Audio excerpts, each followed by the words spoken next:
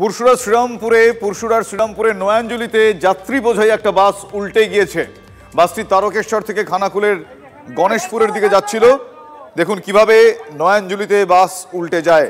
যাত্রী বোঝাই এই বাস নয়াঞ্জলিতে উল্টে গেল। খুব স্বাভাবিকভাবেই এলাকায় চাঞ্চল্য।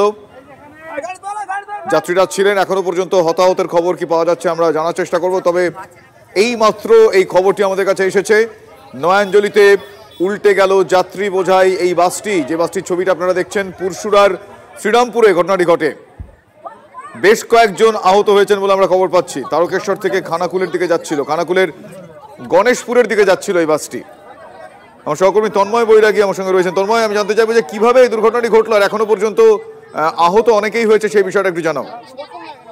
দেখো, পুরশুরা শ্রীরামপুরে হঠাৎই যাত্রীবাহী বাস নয়াঞ্জলিতে উল্টে যায়, যেটা স্থানীয়রা যেটা জানাচ্ছে যে রাস্তাঘাট ফাঁকা ছিল এবং বাসটিতে প্রচুর প্যাসেঞ্জার ছিল, ম্যাক্সিমাম ডেলি প্যাসেঞ্জার। কিন্তু হঠাৎ করেই বাস উল্টে যায়, এলাকায় চাঞ্চল্য ছড়ায়। এলাকার মানুষজনই ওই বাস থেকে স্থানীয় যাত্রীদের উদ্ধার করে শ্রীরামপুর গ্রামীণ হাসপাতালে এই মুহূর্তে নিয়ে যাচ্ছে। এই মুহূর্তে এসে উপস্থিত হয়েছে পুরশুরা থানার পুলিশ।